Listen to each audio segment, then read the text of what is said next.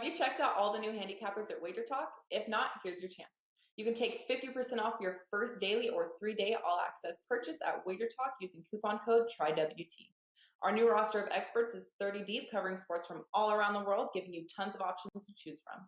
All you have to do to redeem this offer is go to wagertalk.com, choose a handicapper of your choice, and use coupon code TRYWT at checkout, saving 50% on your first purchase.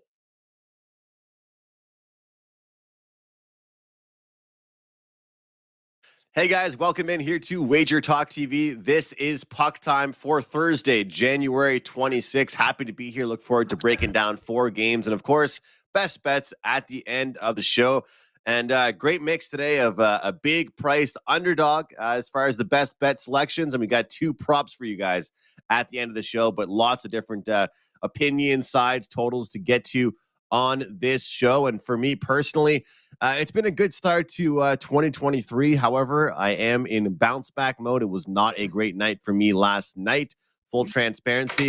College basketball is what's been up and down for me, but that was actually my only winner yesterday. I went 1-3 yesterday overall, all sports. So trying to bounce back today, I think transparency is very important. Instead of coming on here and only talking about the victories. But it's a great card today. I look forward to breaking it down with both Carm and Bryan. And Carm, I'll bring you in, man. How are things? Things are good. Just finished doing the stoppage time show with Kevin Dolan, Nick Borman, and Paulo Sagreto. So that's up on the site if you want some winners or at least hopefully some winners on 4 big games this weekend in European soccer.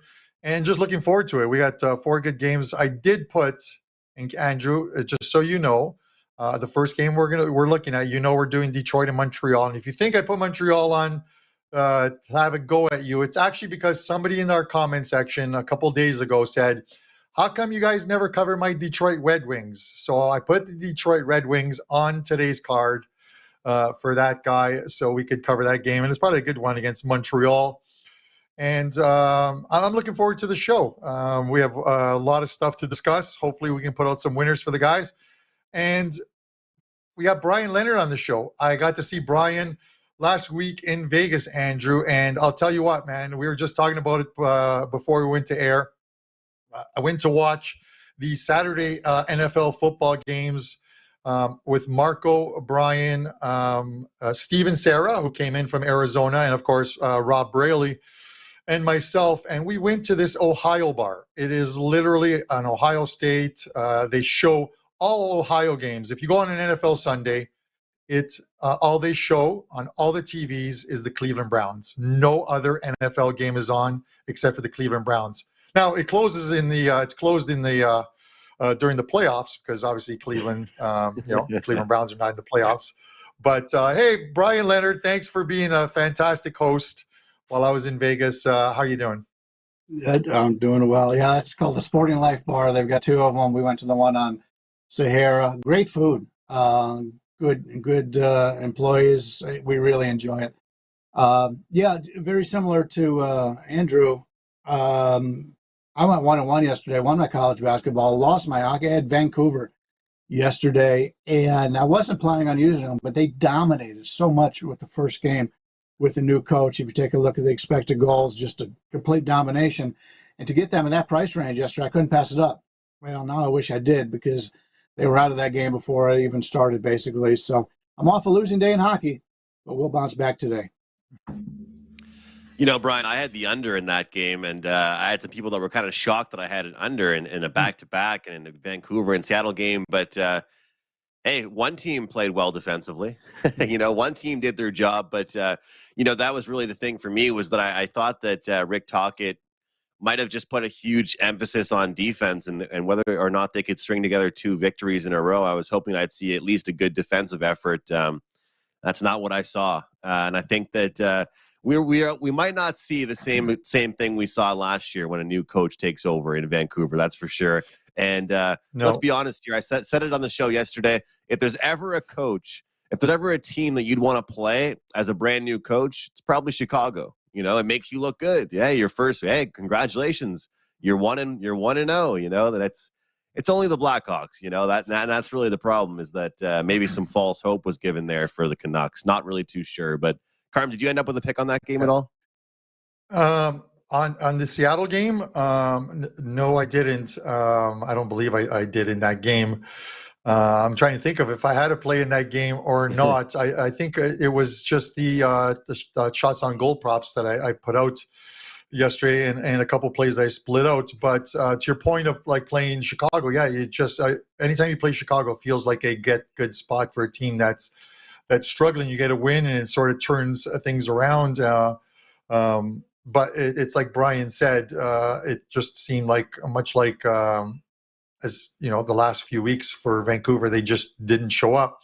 But Bryan, while you feel bad, I get it on having a losing night. You're having a monster year. You're like number 2 at Wager Talk in NHL. So you haven't had, when you're number 2 at Wager Talk, you haven't had many losing nights in the NHL.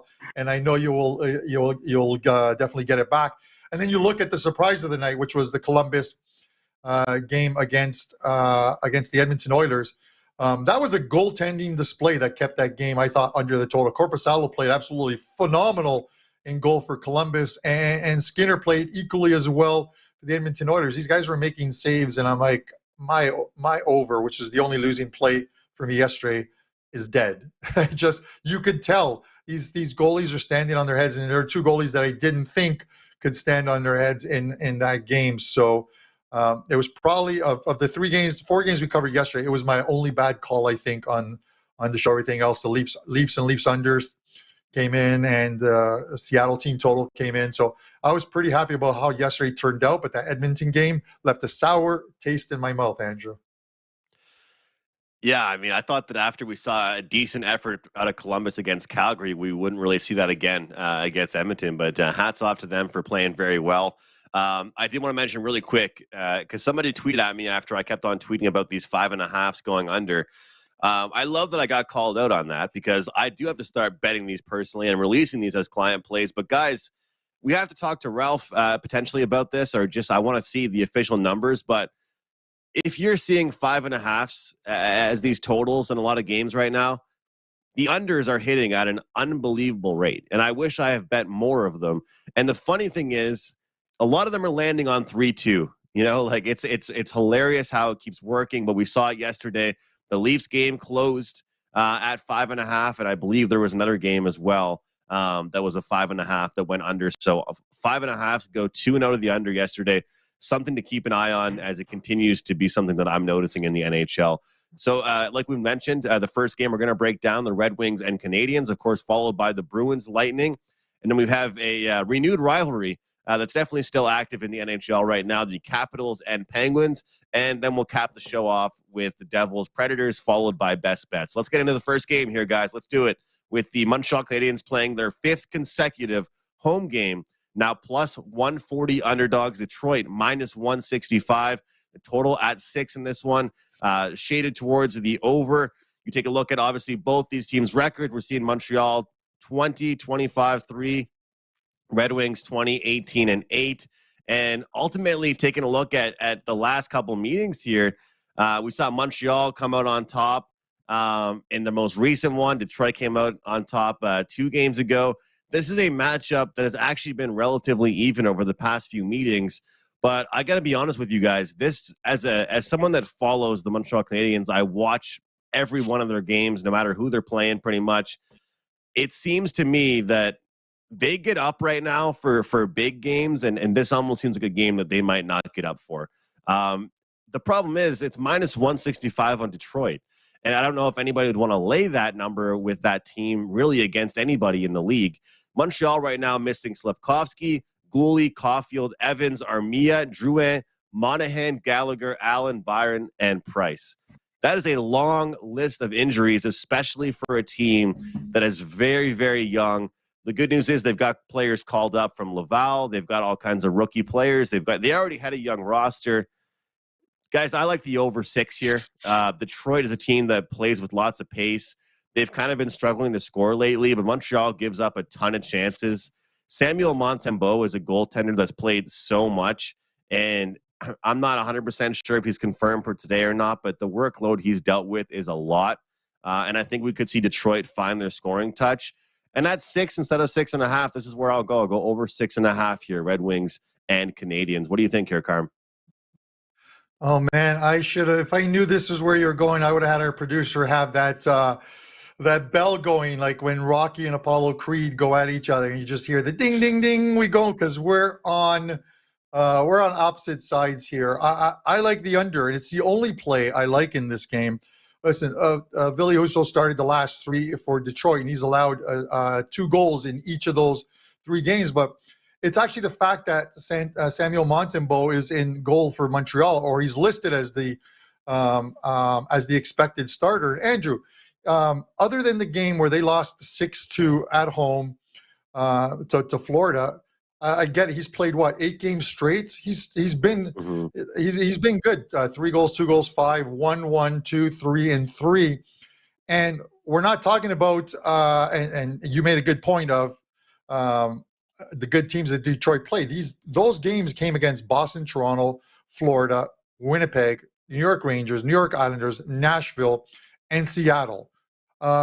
He hasn't gotten a break against playing a soft team. There's not one soft team of those 8 that I named, and he's been playing well. He's actually Money Puck posted something the other day. He's in the top 10 at 10 for the above expected save percentage, which means that a goalie is playing extremely well. And there's some very good names on that list that are above him, who are number ones on their teams. So with that said, I said to Bryan before the show, I would love if there was a 6.5, and I would be hitting that under. But at 6, I'm still going to take it. These teams played to a 3-2 OT final last time they met, and I expect something similar here. So under for me. Bryan? Yeah, I was looking to play Detroit here. The line's a little bit higher than what I wanted. Keep in mind, Detroit's only 2-7 the last 9 on the road. Obviously, they're not playing Montreal every night, but still, it's tough to lay this size of road favor with Detroit, who hasn't played well on the road. Although I could definitely see them scoring some goals here against Montreal. You go back and take a look at what Detroit has done offensively. They scored 3 against San Jose, 1 against Philadelphia, 3 against Vegas, 3 against Arizona, 3 against Colorado, 3 against Columbus. So they haven't scored more than 3, in the last, 5 games, 6 games? That would point towards the under here, but I can't get there with the under. I just think I'm trying to find a way to play Detroit here. I don't know if I play them first period -0.5 or something, but I want to get there, but I don't want to lay this number. They're playing a lot better than they had earlier, but once again, on the road and home are 2 different things. But I was pretty impressed with them when they were in Vegas the other day. We were all 3 out to dinner, and we were rooting for Detroit, and Johnny Detroit was in town, and everybody's rooting for Detroit except for Marco. And poor old Marco's out on an island, and Detroit wins the game pretty handily. So 3-2, I believe, with a late goal for Vegas. But I usually like to play on Montreal in certain situations, but I agree with Andrew on this one. I can't see them getting up for this game. I like Detroit. Hasn't made my card. I'm trying to figure out a way to play it.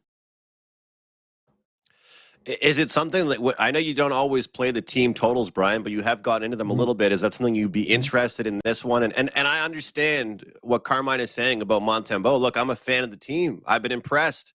I just don't know if he can sustain these numbers. Would you look at a team total to get away from the -165? Yeah, I'm trying to figure out how to do it. Even with the team total, though, if you're looking for the team total over, you're really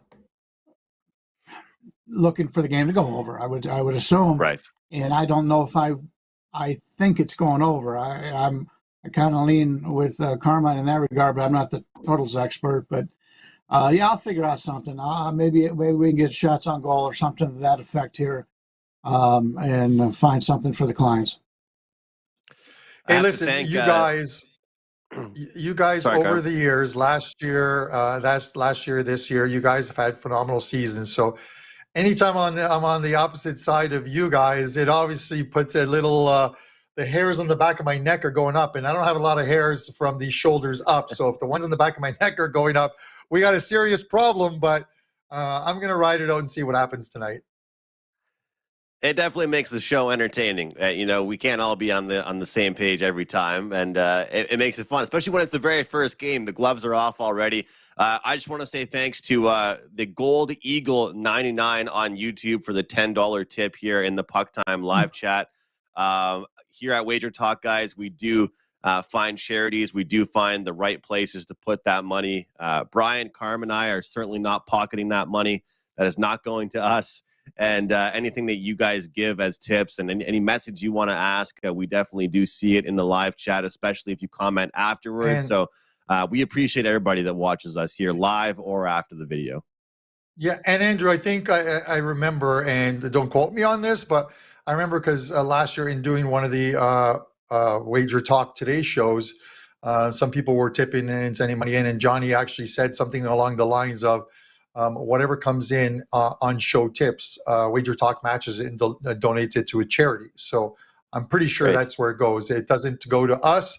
So when you're donating, you're actually donating to charity, and it's literally twice as much because it's getting matched, I believe. So there you go. Awesome. That's great stuff to hear. Bryan, I had a friend message me early this morning and said, Andrew, what do you think about the Tampa Bay Lightning tonight? And the first response I had to give to him was, man, I'll tell you what, I don't wake up every day excited to bet against the Boston Bruins. I don't think anybody really does. It's not really something that I'm eager to do, not really something I'm looking to do most of the time. I guess this friend was looking to do that tonight and thinking that it was a good spot for Tampa Bay at home. What do you think here? Boston and Tampa go head to head. Yeah, should be a great one. I just did want to comment about the charity situation. I know Johnny's big at going to strip clubs. Him and his buddies in Detroit. I just want to confirm, charity is not one of the dancers at one of the strip clubs for Johnny. That's what we've understood. He likes Britney. Anyway, this is a terrific hockey game. I'm so excited about this one. Unfortunately, I'm having a hard time deciding. Do you go against Boston the way they played all year? Tampa's they've won 10 straight at home or nine straight or something to that effect. I had a 5% play in Tampa a couple days ago. It worked out really well for me, and I appreciate that effort out of the Lightning. But I'm really having a hard time in this one. I think possibly the under. I'm not a totals guy, but possibly the under because of the meaning of this game. But I wish I had more to add. But my numbers show the game is pretty much a pick'em. The way the teams are playing, I don't want to go against either one of them, so I don't have much to add on this one. Carm, obviously it's a tough one, and I know you select the games that are primetime games and great ones to speak of. We try and find different angles to look at here, and I guess one thing that we can mention is that Boston, they might not have had a full 100% effort, it looked like, against Montreal, but they find a way to win. And I tweeted this out after their game, and it's something I think is really important because a lot of people talk about the President's Trophy jinx and curse and stuff like that at the end of the season. Of course, I'm just joking when I actually say there's some type of curse. But when you look at a team that's so dominant all year long, sometimes near the playoffs, it might not always be a great thing. You want a team to go through adversity. But here's the thing with Boston. They win a lot of close games. I believe they're number one in the league in third period goals. They're a team that doesn't just win every game 4-1, right? They're a team that knows how to win. They play a very close system. And I can't see this game being a high-scoring contest. I like the under. I think that when you see two teams of this caliber with two great goaltenders and they know what's on the line, this is obviously a lot more of an important meeting for these teams than a couple of the games that they've each had recently. I think we see some defense here. I would actually lean towards the home team, but guys, I don't want to step in front. Look at the card tonight. Of all the games tonight, I don't really feel like I'm stepping in front of the Boston Bruins. But we always talk about shots on goal props, Carm. David Pastrnak, he has a better record right now in his last 10 games with his goal prop than he does with his shots on goal. He's got a goal in 7 of his last 10 games. What do you think about this one, though, Bruins and Lightning? Yeah, listen, this is the toughest game on the card tonight, and it's one that I actually like because of it. But it is tough because you might look at it and say Tampa Bay 10 straight wins on home ice. It's equally as impressive. The Boston Bruins, 9-0-1, 1 OT loss, 9 wins in their last 10 on the road. This team is proving, and I always think it's if you're like, and that's why Boston are where they are right now. If you can do that on the road, that's ultra impressive. That tells me you're a good team. You look at the opening number on this one, and Tampa opened up at minus 115. It's now Boston 115. So a little bit of money sprinkling in on the Boston Bruins.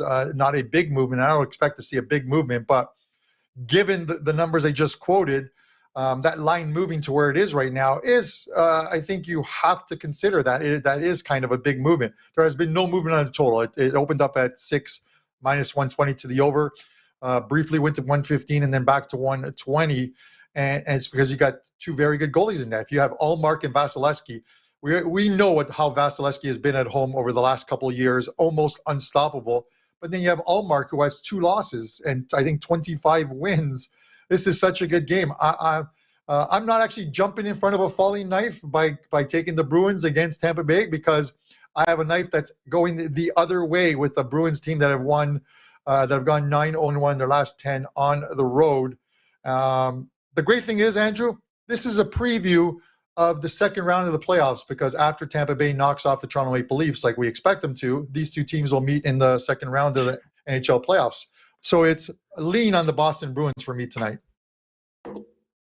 Would not shock me to see that matchup in the playoffs, that's for sure, and it will be a good one. I want to throw something back at you, Carm. The Boston Bruins are plus 450 to win the Stanley Cup, and they are plus 270 to win their conference. They are right now having a more dominant season than Colorado had last year at this current point. It was pointed out to me by Jeff Dawson and somebody on Twitter that's in the sports betting industry. And he said to me, what do you think about this and the respect or disrespect they're getting from the odds makers compared to like a team like Colorado was dominating last year, but they had a way different number? I mean, I know it's people love to look for these long shots, but when it comes down to it, plus 450 for a Boston Bruins team to win the Stanley Cup right now, I think Kevin Dolan has something like 25-1 or 21-1. So obviously that's a little bit different, but where it stands right now, does that seem like the price that it should be? I know the Eastern Conference is deep, but what do you think? And then we'll get Brian's thoughts. It is tough, because we saw with Colorado, they had a phenomenal season, and they sort of slowed down at the end of the season and ended up losing the President's Trophy, which is probably a good thing, because it seems to be a jinx that comes with the President's Trophy, that the team that wins it does not win the cup. I think you have to go back to, I think it's the 12 or 13 or 13-14 season. I think it was when it was the Blackhawks who won the President's Trophy and won the cup. But it's just they're playing phenomenal hockey, and I was completely wrong. I didn't expect them to have the season that they're having right now. When you look at the 270 as opposed to like the 450, I would be more inclined to take the 270 because and it's the lower price, but you're going to have to face likely a team like Colorado in the Stanley Cup Finals. I'm still adamant that it'll be the Avalanche in the finals, and I think winning a tough East and then having to win a tough Cup final might be too much to ask, and I'd want much more than plus 450. Kevin Dolan got the best price. Unbelievable on him. I thought he was drinking Middleton's rare whiskey when he came out with that play, Andrew. But with that said, listen, the East is super tough. Look at the teams in this East, and the Bruins are going to have to go through a lot of good teams. Even in the wild card round, if they finish first, which we expect them to, the wild card round, they're going to get a very tough team. And then they'll get to the winner of Tampa and in Toronto. And then waiting for them is going to be one of New Jersey, Carolina, New York Rangers. These are absolutely tough matchups, and it's why the East is such a tough division to win. I think I need more than plus 270 to win the Eastern Conference.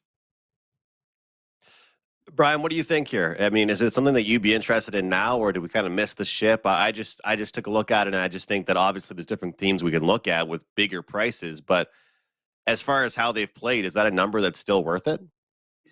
Yeah, at this point of the season, you don't really want to play the favorites. You want to take a look at the underdogs if you're looking for futures.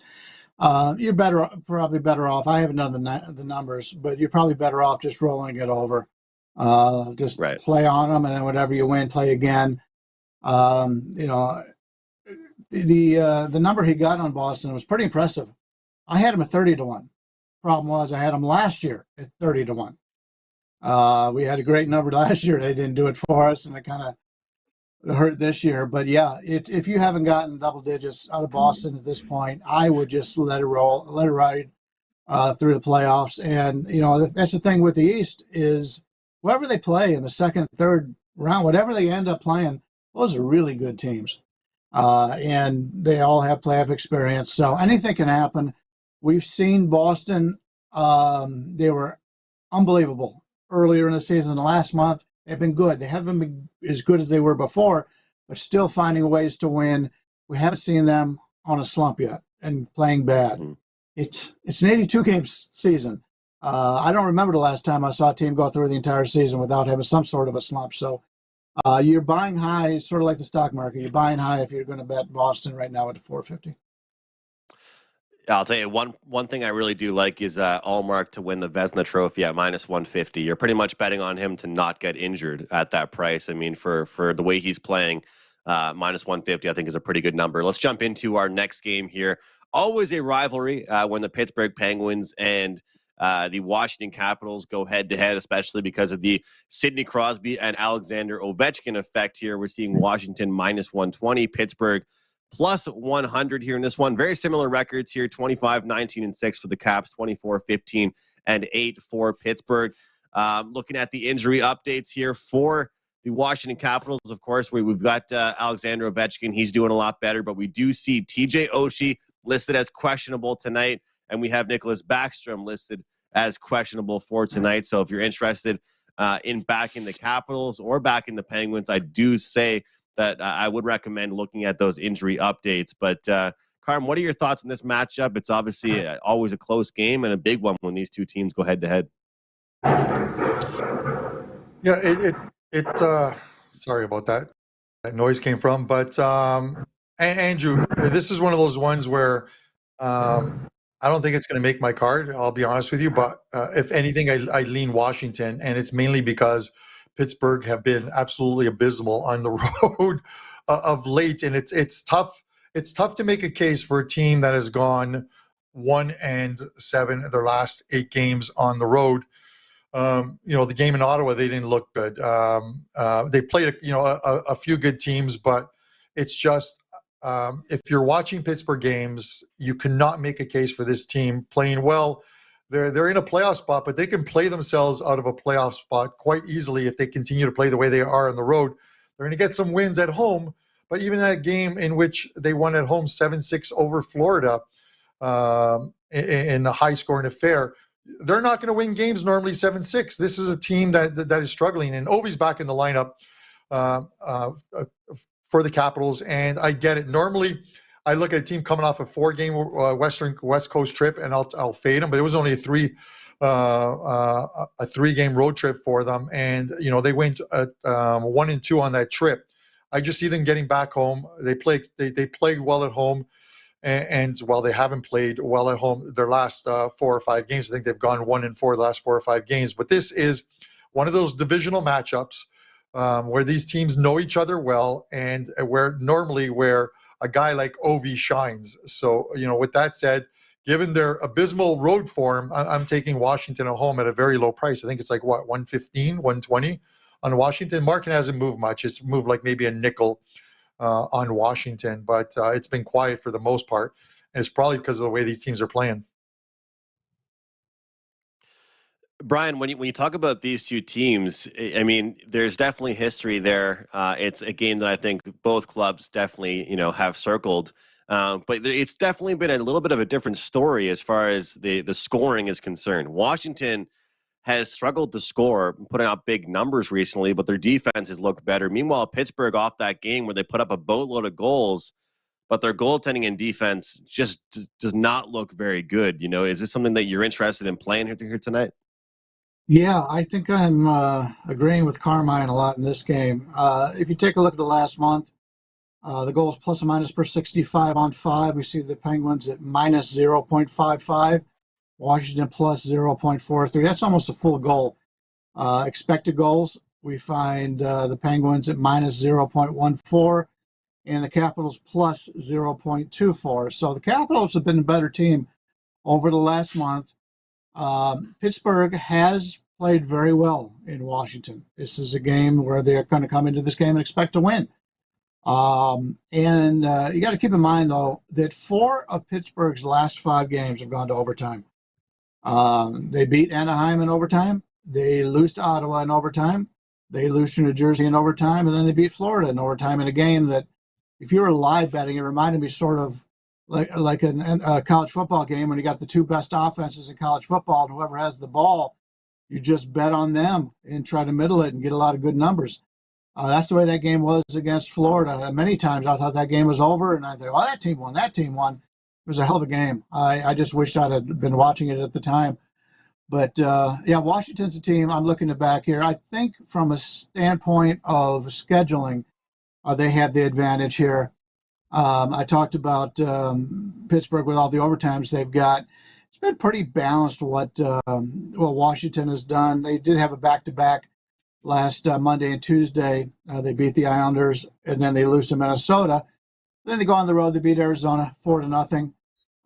They were never in it against the Vegas Knights. That was when word came out right before the game that the best player obviously wasn't going to be playing. I think it was a shock to everybody. I was at the game, didn't even know it.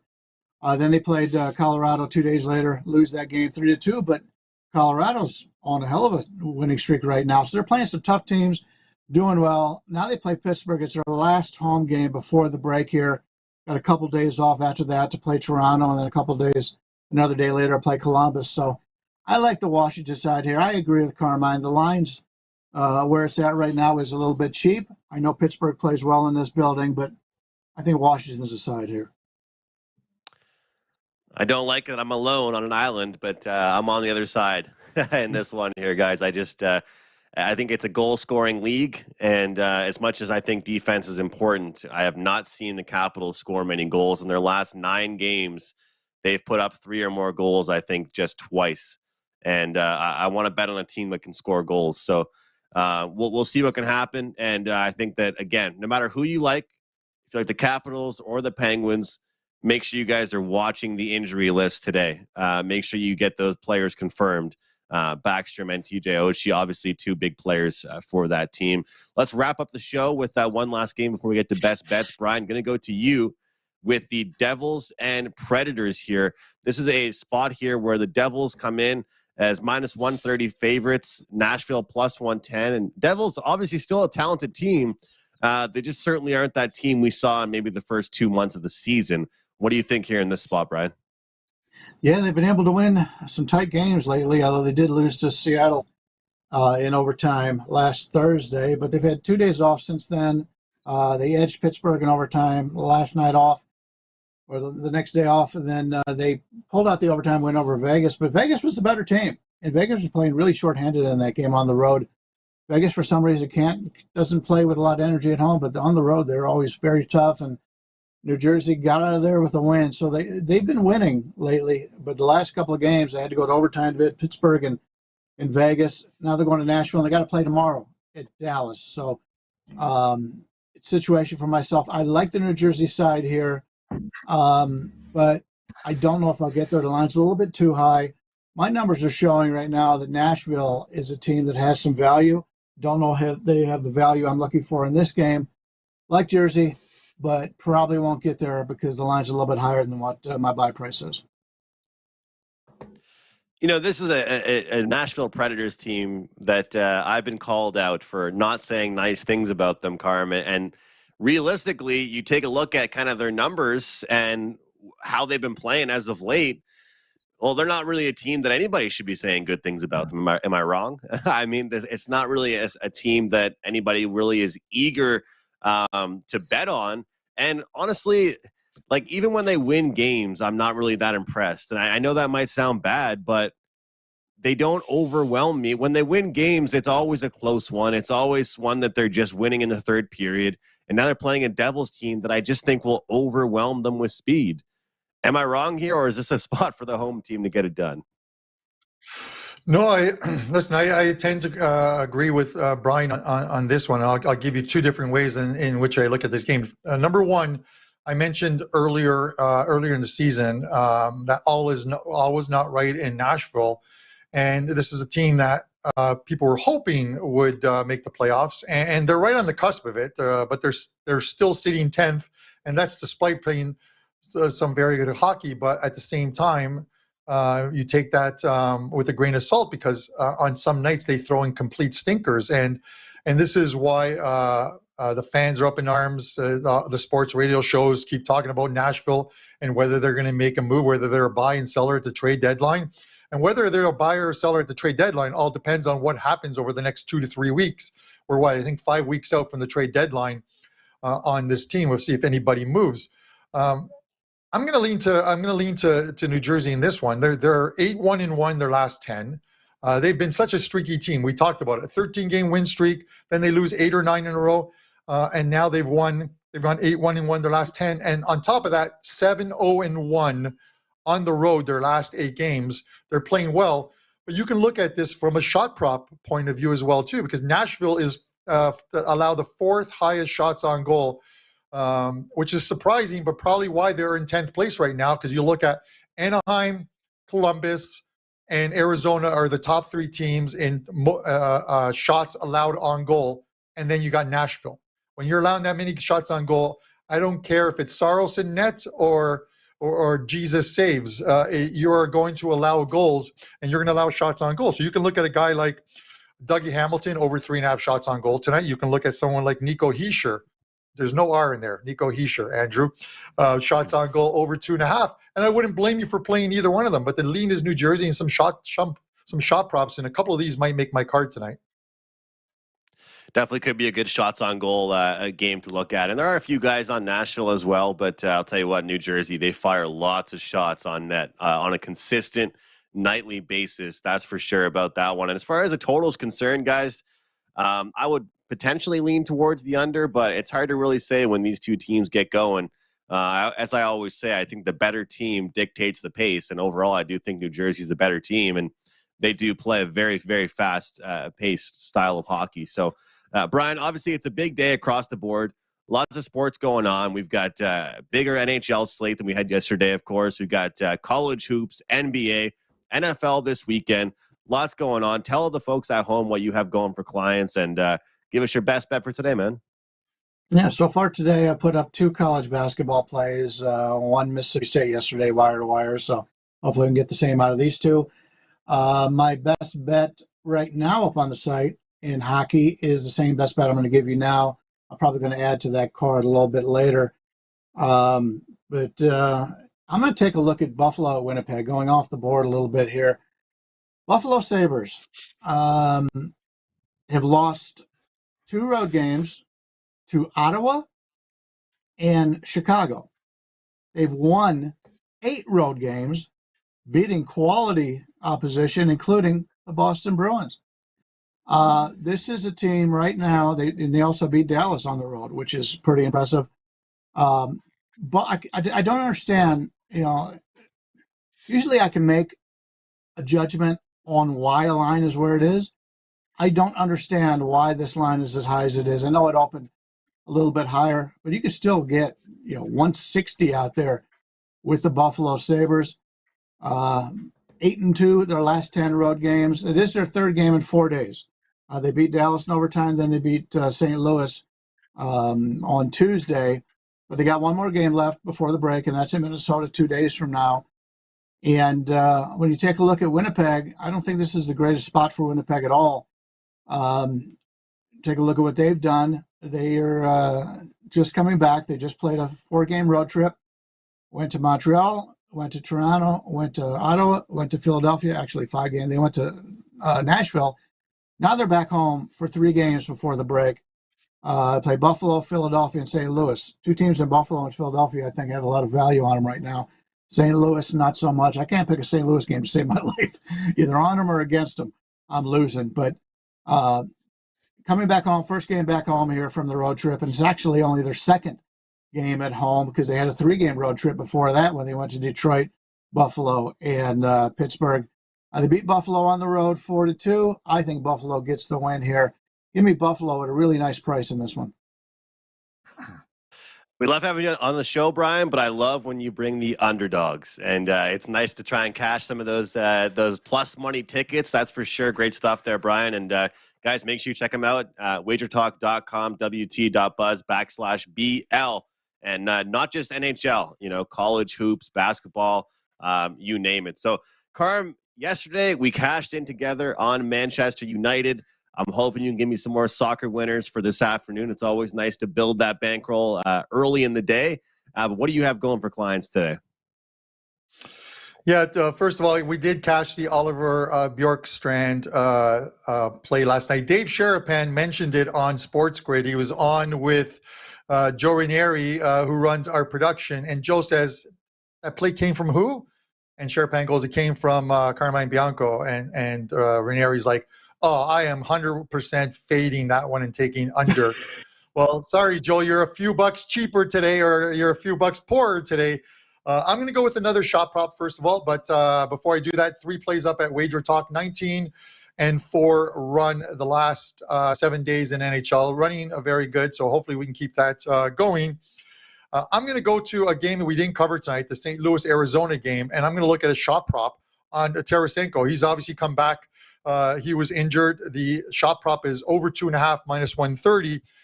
And Arizona allows the 3rd highest shots on goal. Their last 5 games, these are the totals: 43, 36, 39, 30, and 40 that they've allowed on goal. And you got to figure the Blues, off of 2 home losses to Chicago and Buffalo, want to hit the road and want to have a good start to the road trip. So I expect a lot of shots on goal tonight, and Tarasenko to get his. So over 2.5 shots on goal is your show best bet. Gotta love those prop plays, and I have one as well for mine. But Carmine looking at Tarasenko, a guy that loves to shoot the puck, and for a team, like Brian said, that it's just so hard to read. I think the best way to go with that team is shots on goal props. Why even worry about the side or the money line and that kind of stuff when you can just take a look at props? Guys, I mentioned this yesterday, but I do have my tennis 5%. First 5% tennis of this 2023 year. And I'm on a 12-2 totals run in tennis. You can grab that. Play goes tonight. You can grab that for $19. My best bet for the show, I've got Alex Tuck over 2.5 shots on goal. Last 30 games, he's got hit this 77% of the time. Last 10 games, 7 for 10, 70%. And last 5 games, he's gone 4 for 5. And we're only getting 2.5 at minus 130. Sign me up here for some Alex Tuck shots on goal here for my best bet on the show here on Puck Time. Carmine with Vladimir Tarasenko over 2.5 shots on goal, minus 130. And Brian with the nice plus money underdog here with Buffalo, plus 158. Thanks so much for watching, guys. Thanks a lot for Brian and Carmine for a great show. And guys, we'll see you tomorrow, another episode of Puck Time. Have you checked out all the new handicappers at Wager Talk? If not, here's your chance.